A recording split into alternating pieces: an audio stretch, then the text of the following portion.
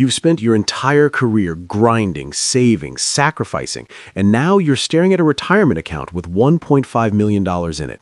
Sounds like a lot, right? Sounds like yacht shopping money. Sounds like I'll take the lobster and the steak money. Sounds like you made it. You won. Game over, credits rolling. You're rich. Except you're not. And I know that stings. I know some of you just closed your eyes and whispered, please don't ruin this for me, Matthew, but I have to. Because if you walk into retirement thinking $1.5 million makes you rich, you are going to get absolutely bodied by reality. And reality doesn't care about your feelings. It cares about your grocery bill, your property taxes, and that weird noise your niece started making last year. So, today, we're going to break down exactly what kind of life $1.5 million actually buys you in retirement. Spoiler, it's a good life, a really solid life, but it is not the life most people imagined when they hear millionaire. Stick around, because by the end of this video, you'll know exactly where you stand, and more importantly, what to do about it. Let's get into it. All right, so first, let's give credit where credit is due. If you've managed to save up $1.5 million for retirement, congratulations. Seriously, you are ahead of the vast majority of Americans. The median retirement savings for someone in their 60s is somewhere around $200,000 to $250,000. So having $1.5 million puts you in a very strong position relative to most people.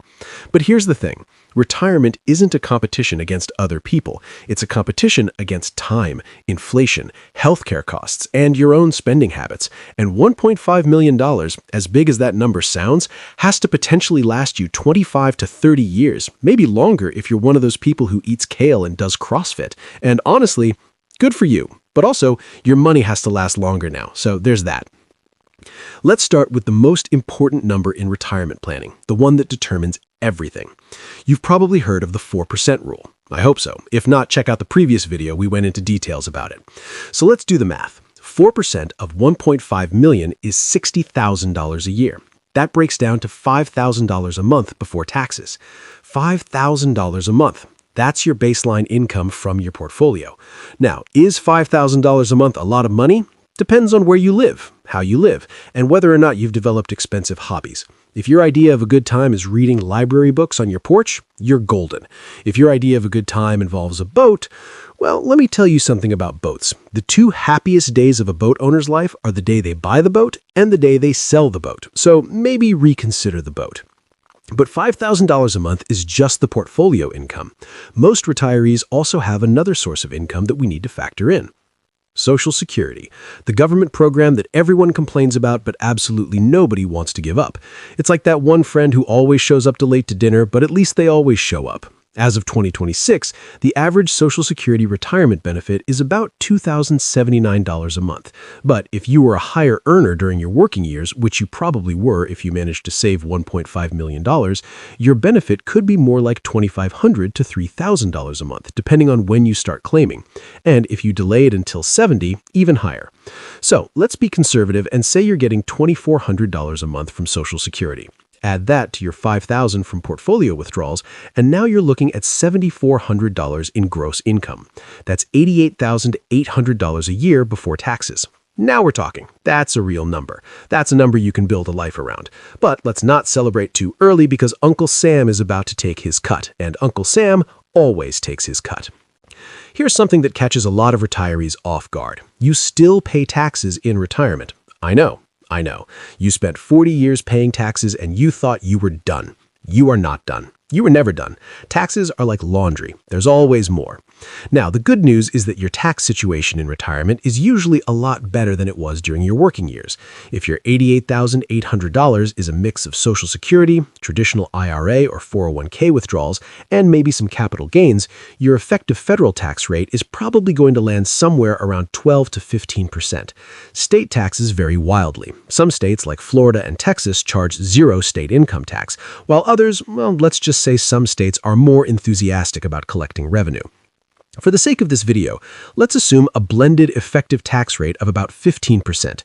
That takes your $88,800 down to roughly $75,500 in after-tax income. That's about $6,300 a month in your pocket, after taxes, after everything. So the question becomes, what does $6,300 a month actually buy you in retirement? Let's start with the biggest expense for most retirees, housing. If you're lucky enough to have your mortgage paid off by the time you retire, and if you saved $1.5 million, there's a decent chance you did, then your housing costs are mostly property taxes, insurance, maintenance, and utilities. Depending on where you live, that could run you anywhere from $800 to $2,000 a month. Let's say you're in a nice suburb, nothing fancy, 3-bedroom house, reasonable property taxes. You're probably looking at about $1,200 a month for property taxes, homeowner's insurance, basic maintenance, and utilities. If you're renting, or if you still have a mortgage, that number goes up significantly, and that's going to squeeze everything else. This is why so many financial planners say, try to go into retirement debt-free. It makes an enormous difference.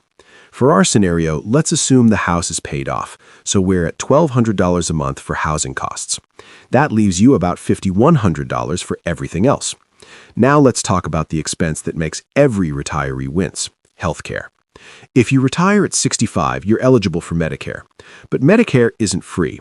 Part B premiums alone are around $175 a month, and most people also get a supplemental Medigap plan or Medicare Advantage plan on top of that.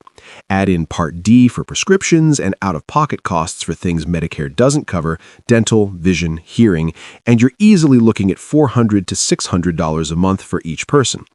If you're married, double that. But for a single retiree, let's call it $500 a month. And that's if you're relatively healthy. If you've got chronic conditions or need specialty care, those costs can climb. Healthcare in retirement is the expense that nobody plans for properly, and it has the power to completely wreck a budget. So after healthcare, you're looking at about $4,600 remaining each month. Let's keep going. Groceries for a single retiree run about $400 to $500 a month. If you're the kind of person who clips coupons and shops sales, maybe less. If you're the kind of person who buys organic everything from Whole Foods, well, that's going to be more. There's a reason people call it whole paycheck. Transportation, if your car is paid off and you're not commuting anymore, you're looking at gas, insurance, and maintenance. Call it $300 to $400 a month. More if you're driving something that requires premium fuel, or if your mechanic has a vacation home that your repair bills are paying for. Utilities, like phone, internet, and streaming subscriptions, figure another $200 a month. You need your Wi-Fi, you need your Netflix. These are non-negotiable in the modern era. I'm not asking anyone to give up their shows. That's cruel and unusual. So, groceries, transportation, and utilities, roughly $1,000 a month. After all essentials, you've got about $3,600 left for everything that makes retirement actually worth doing. And this is where it gets good. Because $3,600 a month in discretionary spending, that's $43,200 a year, is enough to genuinely enjoy your retirement. You're not balling out in Monaco, but you're living well. You can take 2 or 3 nice domestic trips a year. Road trips, national parks, visiting the grandkids in another state. You could even swing 1 international trip if you plan ahead, travel in the off-season, and don't need a 5-star hotel. A nice 3-star in Portugal? Absolutely gorgeous, and way more affordable than people think. You've got money for hobbies, golf a few times a month, a gym membership, art classes, fishing gear, woodworking supplies, whatever keeps you happy and gives you a reason to get out of bed that doesn't involve a doctor's appointment. You can eat out a couple of times a week, not at Michelin star restaurants, but at nice local spots, the kind of place where the server knows your name and they make that pasta dish you love. That's a great life right there. Don't let anyone tell you otherwise. You can be generous, too. Birthdays and holidays for the grandkids, treating friends to dinner occasionally, donating to causes you care about, maybe not naming a building generous, but genuinely, meaningfully generous. But let's be real about what $1.5 million does not get you in retirement. You're not buying a vacation home, not at today's prices, not unless you're selling your primary home and seriously downsizing, which some people do, and honestly, that can be a smart move. But a second home on top of your current one, the math doesn't math. You're not buying new luxury cars every few years. A reliable mid-range car, sure. A new BMW every 3 years, that's a great way to watch your nest egg evaporate in a leather-seated, German-engineered blur. You're not doing first-class international travel 4 times a year. You can travel well, but you need to be strategic about it. Economy Plus is your friend, and there's no shame in that. Then you probably can't afford to financially support adult children indefinitely. I know, that one's tough.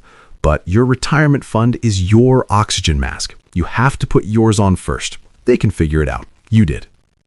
Now, let's talk about the things that keep financial planners up at night. The wild cards, the stuff that can derail even a well-funded retirement. First, inflation. If inflation runs hot for an extended period, your purchasing power erodes. That $6,300 a month might feel like $4,700 in 10 years. This is why your portfolio can't just be sitting in a savings account. You need investments that grow. Stocks, index funds, things that have historically kept pace with or outpaced inflation. Even in retirement, your money needs to work. Second, a major health event, a stroke, a serious fall, a diagnosis that requires long-term care. Long-term care costs in the United States average over $100,000 per year for a nursing home. That can burn through $1.5 million faster than you'd ever imagine. Long-term care insurance is worth looking into, even though it's expensive, because the alternative is way more expensive. Third, market risk. This is a fancy way of saying if the stock market crashes, you're pulling money out of your portfolio at the worst possible time, and it can permanently damage your portfolio's ability to recover, especially in the early years.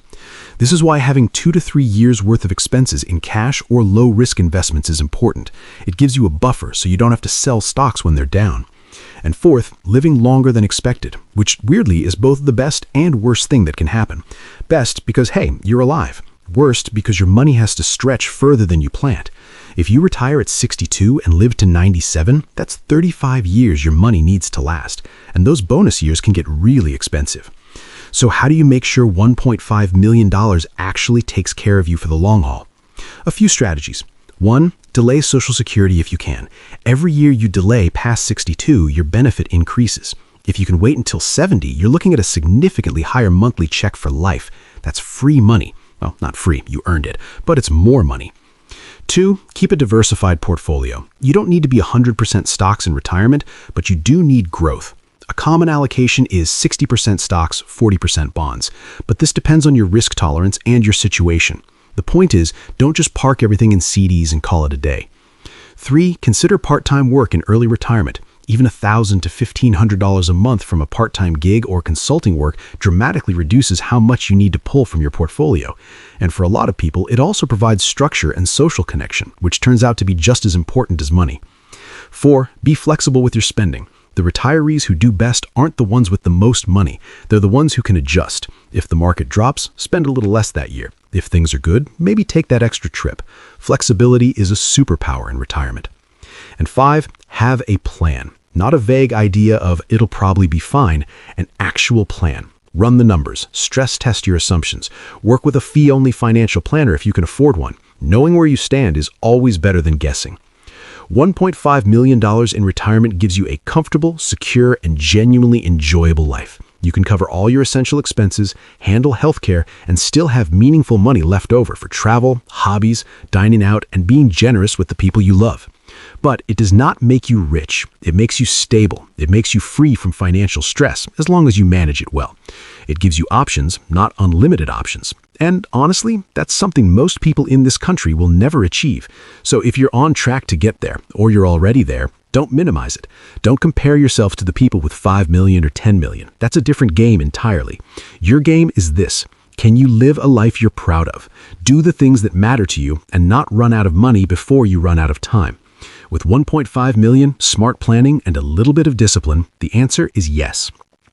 If this video helped you see your retirement more clearly, give it a like. And if you want more like this, real numbers, no hype, hit subscribe so you don't miss a thing. Drop a comment below and tell me, what's your retirement number? What are you aiming for? I love hearing from you guys. Until next time, keep investing, keep learning, and keep building the life you actually want. I'll see you in the next one.